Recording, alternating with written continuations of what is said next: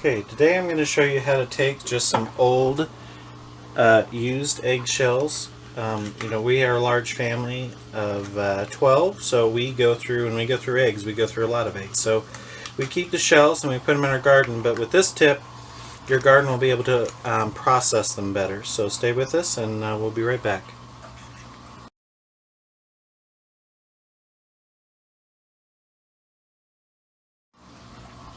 Okay.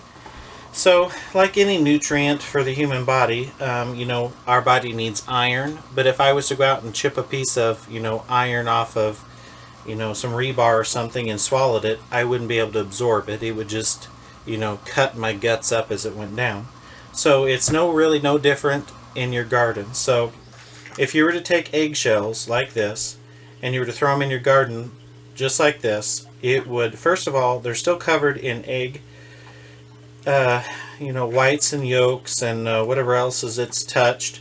So you don't want that bacteria in your garden, and you also it's too large. There's nothing that the plants can't just take out what they want. It would if you were able to kill the bacteria off the top of it and threw it in your garden, it would take several years before the tilling and just the regular decomposition breaking down would actually turn it into a nutrients for your garden to use. So we're going to show you real quick how to make it a little more palatable for your garden. So we're going to take our eggs, and again, like I said, we use quite a few. So you first have got to sanitize them. You've got to sterilize them.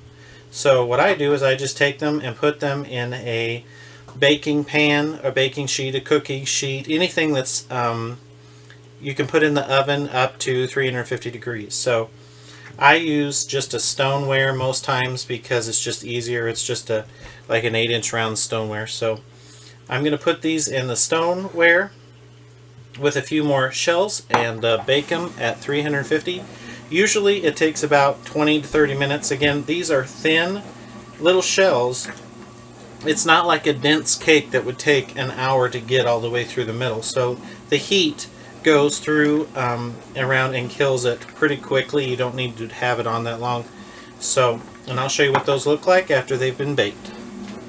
Okay, so we've baked our eggshells, and as you can see, any of the whites or anything that was left on it has cooked.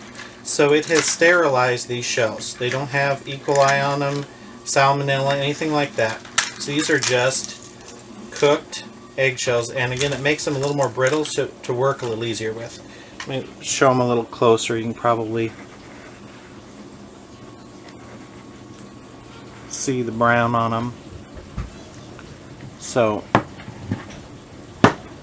okay, so what we do next is we're just going to take a mixing cup. You can use pretty much anything. You can use a blender. You can use quite a few things. I just take just a regular, this is our Ninja single serve cup, and I just tap it in here. Because again, most of this is is air. I mean, you have a round shell, you throw in 3 shells and it'll fill up your cup, but that's not what we're wanting to do. We're wanting to grind it up. So just take several shells. I don't really recommend filling it up more than halfway in one attempt because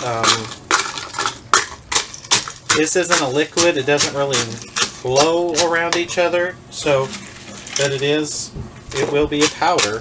So you can get quite a bit in here. I mean, even though this looks like a lot of shells, this is probably only about a cup, maybe 2 cups of powder.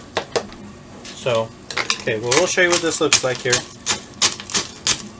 Okay, so that's probably good enough for the good first go. So again, you just want it loose in there. We're going to add our topper here. Make sure it's on pretty good and tight.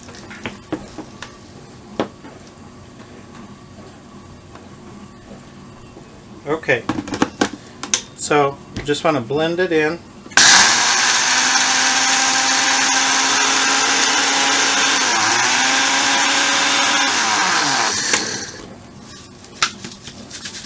Shake it up a little bit. You can just kind of look through the glass here, or the cup, and see what the density of it is. I usually try to make 1 or 2 or however many I'm doing pretty fine, and then I add some like more coarse. So again, the pretty fine will be absorbed faster by the plant, and then it'll have some more coarse in there, so it'll break down over the years, so you'll still have some, it won't just be all used up and gone. You want it to, again, kind of put a long-term fertilizer with a quick acting fertilizer, something that, you know, helps the plant out now and over time. So.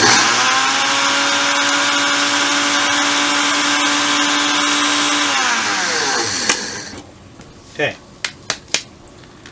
Now this dust does kind of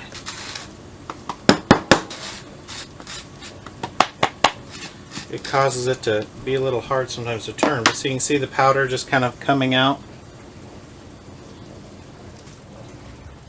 And I'll just put it in there. And it, you know, the shells actually smell pretty good. They smell almost like popcorn, fresh popcorn or popcorn hulls. So we'll do another batch here. Now you can use pretty much any shells. These, again, we made eggs for breakfast, so we had a lot of eggs. But you can use shells from, like, if you make deviled eggs and you peel them. But again, I always recommend that you do cook them for as long as you feel comfortable cooking them.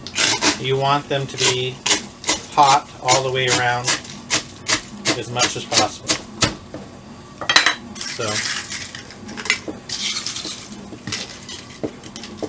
and again, it's a, I know you can throw this in your compost too, and again, but that takes, you know, a lot of heat from the decomposition, the bacteria reacting, and it takes time. You have to, and a lot of labor. You have to just go out there and stir your compost all the time to get the eggshells, hoping that the calcium absorbs.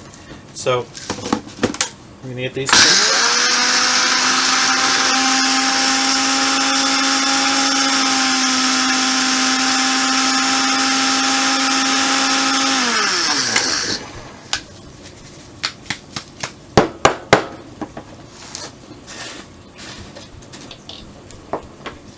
Again, that's it.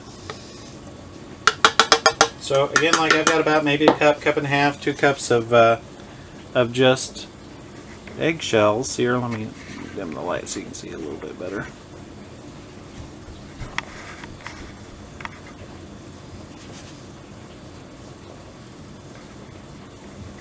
So that is my tip for taking some of your old eggshells and have them work for you a little bit more.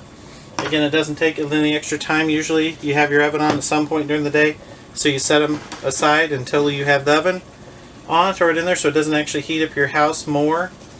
You just kind of maintain it for an extra 10 or 15 minutes, 30 minutes, depending on how many shells that you're trying to cook up. So this really does help your plants, especially your tomato plants.